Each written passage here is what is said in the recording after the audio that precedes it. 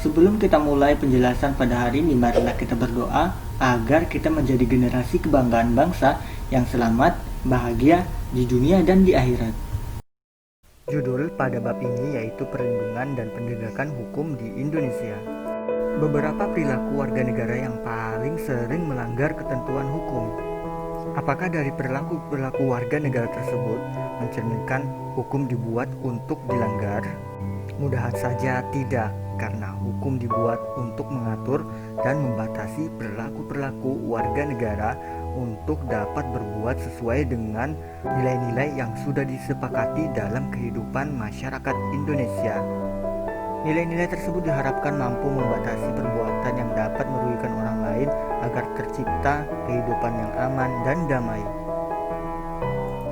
Untuk dapat memahaminya lebih dalam lagi, mari kita bahas dalam hakikat perlindungan dan penegakan hukum di Indonesia.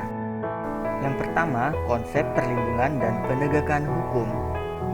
Menurut Profesor Andi Hamzah, perlindungan hukum dimaknai sebagai daya upaya yang dilakukan secara sadar oleh setiap orang maupun lembaga pemerintah dan swasta yang bertujuan mengusahakan pengamanan, penguasaan, pemenuhan kesejahteraan hidup sesuai dengan hak-hak asasi yang ada.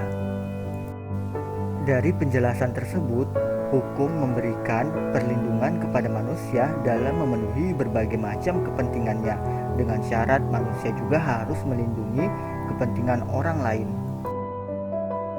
Suatu ketentuan hukum mempunyai tugas yang pertama, menjamin kepastian hukum bagi setiap orang di dalam masyarakat. Yang kedua, menjamin ketertiban, ketentraman, kedamaian, keadilan, kemakmuran, kebahagiaan, dan kebenaran. Yang ketiga, menjaga jangan sampai terjadi perbuatan main hakim sendiri dalam pergaulan masyarakat. Selanjutnya, Profesor Simanjuntak mengartikan perlindungan hukum sebagai segala upaya pemerintah untuk menjamin adanya kepastian hukum serta memberi perlindungan kepada warganya agar hak-haknya sebagai seorang warga negara tidak dilanggar, dan bagi yang melanggarnya akan dapat dikenakan sanksi sesuai dengan peraturan yang berlaku. Suatu perlindungan dapat dikatakan sebagai perlindungan hukum apabila mengandung unsur-unsur. Yang pertama, adanya perlindungan dari pemerintah kepada warganya. Yang kedua, jaminan kepastian hukum. Yang ketiga, berkaitan dengan hak-hak warga negara. Yang keempat, adanya sanksi hukum bagi pihak yang melanggar. Beberapa contoh perlindungan hukum di negara Indonesia. Yang pertama, perlindungan konsumen. Pada hakikatnya, setiap orang berhak mendapatkan perlindungan dari hukum. Dari sekian banyak jenis dan macam perlindungan hukum, terdapat beberapa perlindungan hukum terhadap konsumen diatur dalam Undang-Undang Republik Indonesia Nomor 8 Tahun 1999 tentang perlindungan konsumen. Contoh perlindungan hukum yang kedua adalah hak atas kekayaan intelektual. Pengaturan mengenai hak atas kekayaan intelektual tersebut telah dituangkan dalam sejumlah peraturan perundang-undangan seperti Undang-Undang Nomor 28 Tahun 2014 tentang Hak Cipta, Undang-Undang Nomor 15 Tahun 2001 tentang Merek, Undang-Undang Nomor 13 Tahun 2016 tentang Paten, Undang-Undang Nomor 29 Tahun 2000 tentang perlindungan varietas tanaman dan sebagainya.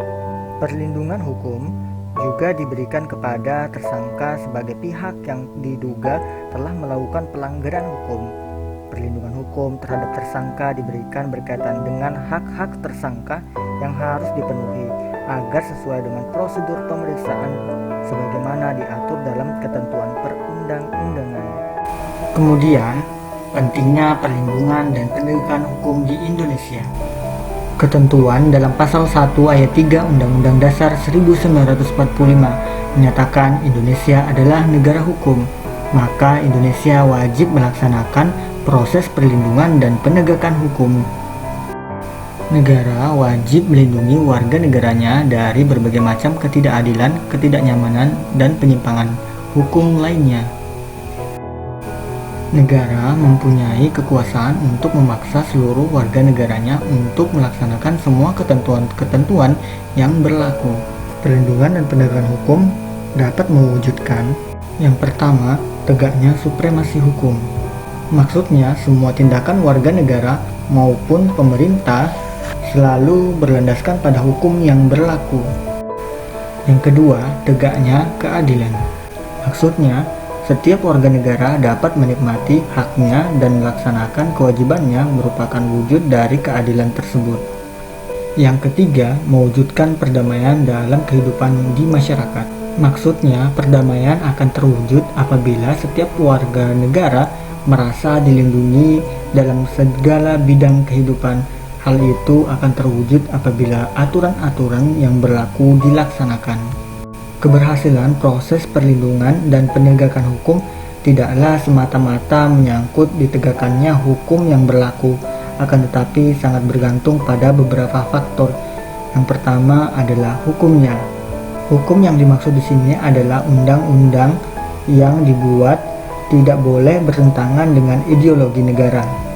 Undang-undang yang dibuat harus mengatur kewenangan pembuatan undang-undang sebagaimana diatur dalam konstitusi negara.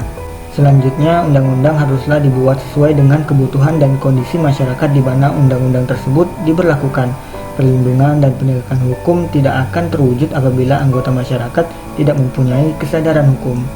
Yang kedua, penegak hukum, yaitu pihak-pihak yang secara langsung terlibat dalam bidang penegakan hukum, yang menjalankan tugas dengan mengutamakan keadilan dan profesionalisme, sehingga menjadi panutan masyarakat serta dipercaya oleh semua pihak, termasuk semua anggota masyarakat.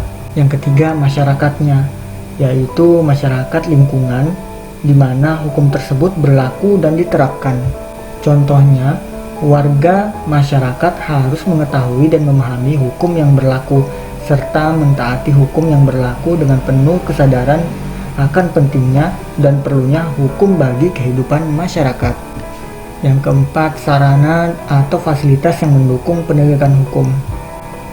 Sarana atau fasilitas tersebut mencakup tenaga manusia yang terdidik dan terampil, organisasi yang baik, peralatan yang memadai, keuangan yang cukup, dan sebagainya.